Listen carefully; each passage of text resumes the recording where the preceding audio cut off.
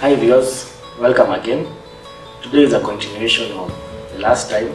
So I want to share more on today, then also add on the new heaven and the new earth.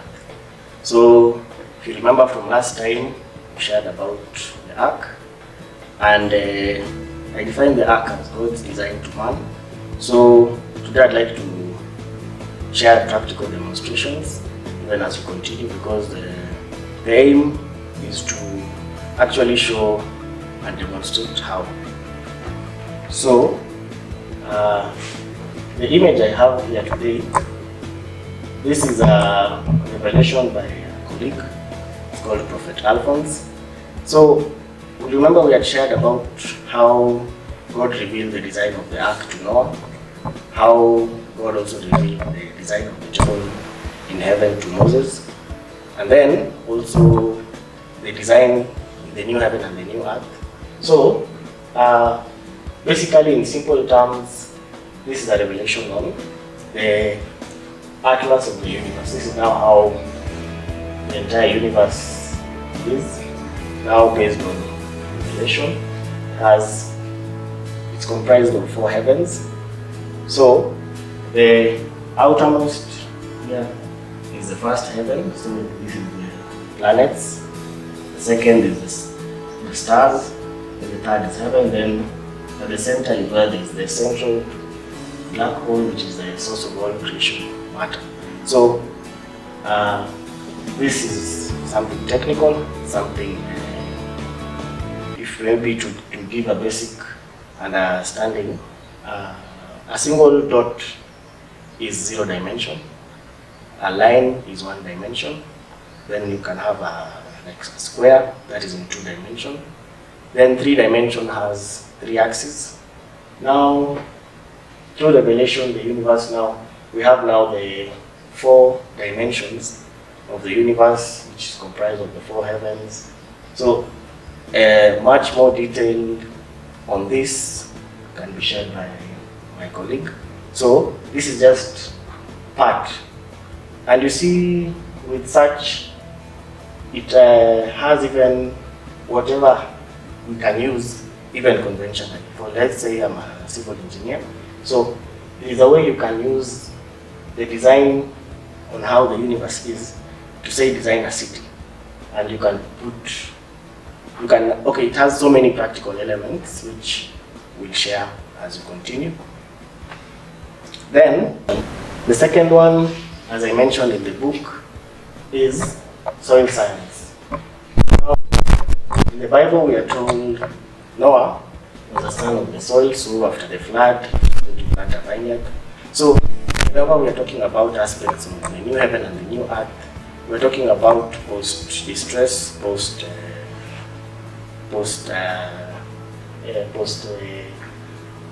the old now to the new. So in soil science, basically it's the transfer of knowledge from the tree of life to the conventional. Now this is mainly to do with aspects of healing and many other also applications. So whatever we are sharing also has the practical elements of it, which is also physical, also conventional, but now you can say it's advanced. So this is actually the main focus. And remember, as we shared today, the central element is healing, because even in the whole world today, the focus of everybody is at the scientists and at the doctors, nurses, to keep the systems alive.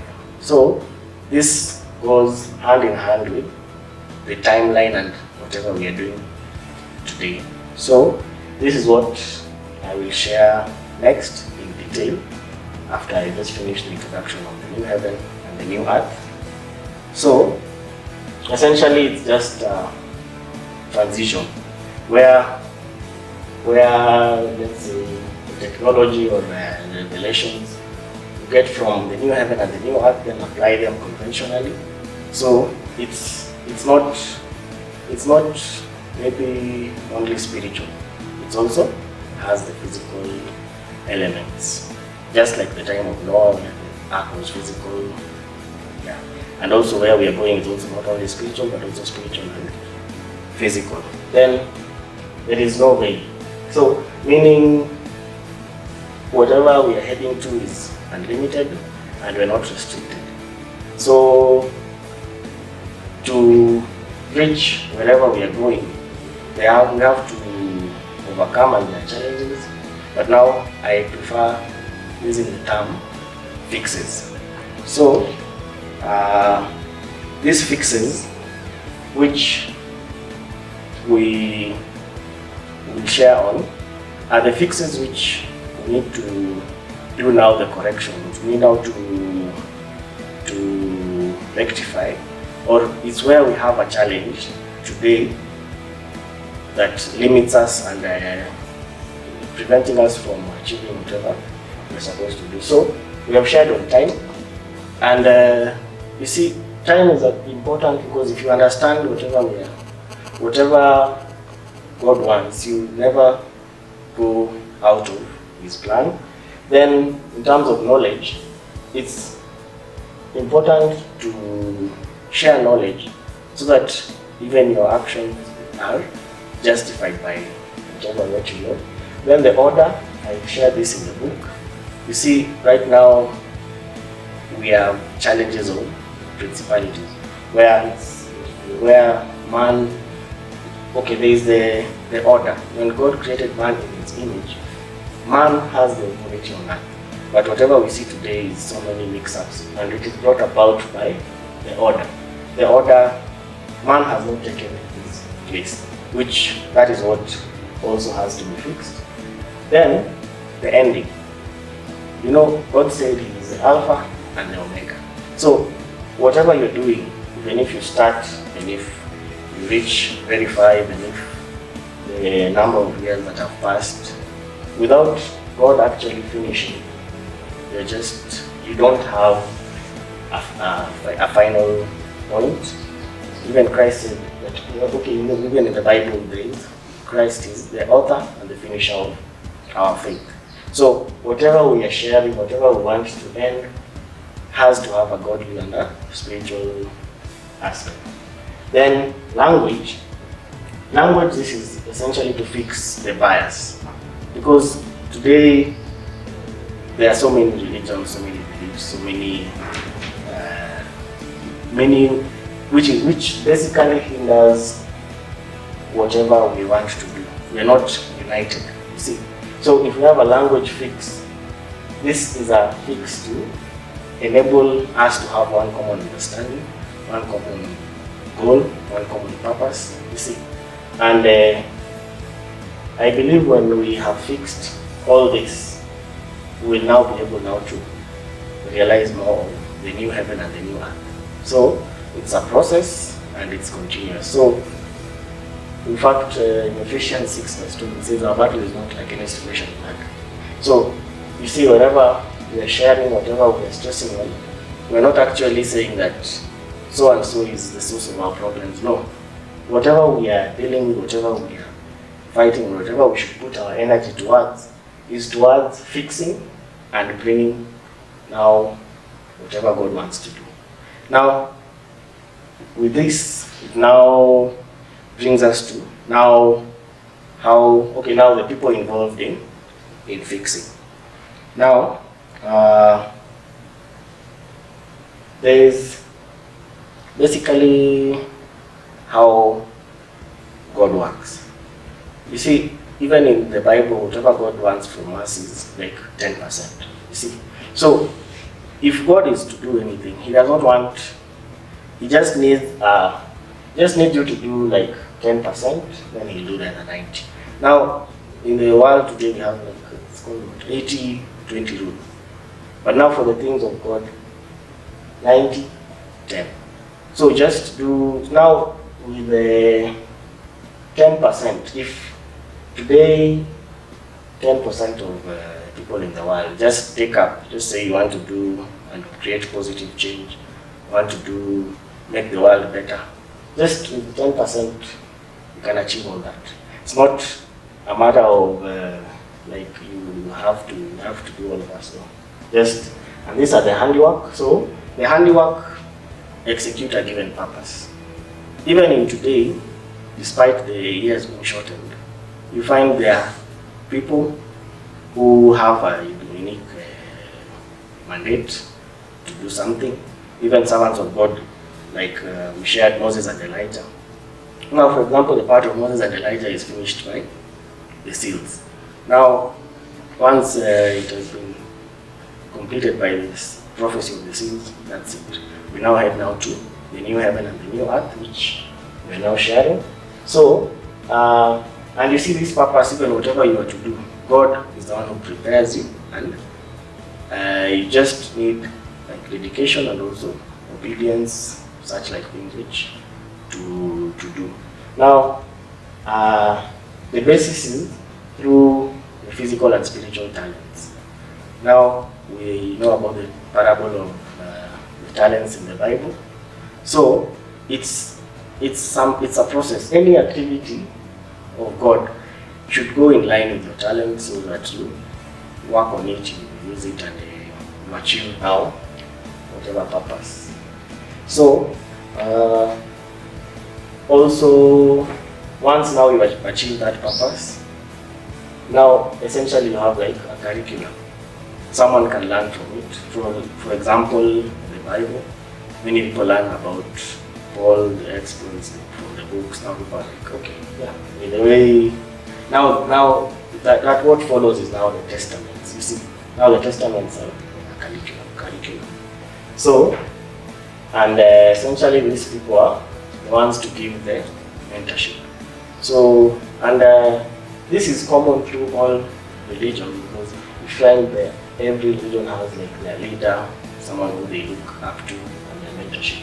So it's all in part with the handiwork, which now handiwork is one group of the people in the new heaven and the new earth. First is inheritance, then handiwork, then my people. So it starts with the inheritance, but I'm focusing more on the handiwork, because these are the people to execute, these are the people who bring forward the change. So they are the people who God really focuses on. So as it was initially with the first church, where Jesus said, Peter, on this rock I will build my church. So the spiritual authority in the handiwork is the apostle, because an apostle is able to operate in all fivefold ministry. An apostle can prophesy, can evangelize, can teach, can pastor, and also am the apostolic. So essentially, in the new, we now see the authority is now with the apostle, because whenever you see the fulfillment now, the main thing is now the guidance and the oversight which the apostle does. So, and this handiwork are the people, much given, much expected, because they have gone through a lot, so you are expected to deliver. Because even the talents, the one who is given more is expected to bring in more. You see, the one who has less, according to whatever you have, there is that portion which will also be needed back. So we discussed on the fixes. So the inheritance, this is in fact the basic. If you just believe in Christ that because you are saved. Now that is just the first. Now whenever those who believe, just the first step is you become an inheritance. You're now part of God's kingdom. You're now into it. Now someone becomes an inheritance by association. Let's say you have a mentor, like a spiritual mentor or something like that, or you have ties which maybe to associate with the gospel, then bias, attachment, or shared belief, or intuition. See? So if you believe, that's it. So, and then now, this is one talent fall in this category. Meaning, in this category, you may have talent, but if you put it to work, you'll be given more. Now, based on how much you yearn for the knowledge, you yearn to serve, you yearn to do a particular thing. Now, the more you grow now with that curriculum, is the more you're now entrusted and even have more talents or more responsibility, more purpose, you see. But without that, you just remain as part of the inheritance. Yes, nobody will take away whatever God promised for you because you have believed. So now in the next segment, I'd like to speak about now the practical, now the soil science. You see, even the Bible itself gives you a guide. We told Noah was the son of the soil. Now you see, if you go deeper, there's new technology which will affect even up to the medical field. So this is what I'd like to share, because I'm convinced that in this time, this is the right timeline, this is what we should actually focus on. Solutions should come from people of God. So, and even if, let's say, we are to get the cure of whatever we are going through right now, it doesn't matter. Whatever we are sharing, this technology is beyond, it covers whatever illnesses we are facing physically. So, this is what I'd also like to share. And to add on something, wherever we will now be sharing salvation, it will be in fact much easier, because if we can look back at just an example of this Atlas of the Universe, which I tried to share. Now, hell is here. Hell is the cold spot. You know, whatever we have always been talking about, like the hell, heaven, we now get a real overview now, wherever, on how we are, where we are. Now, we have the curriculum, both spiritual and physical, for our growth now, and to usher us into the new heaven and the new earth.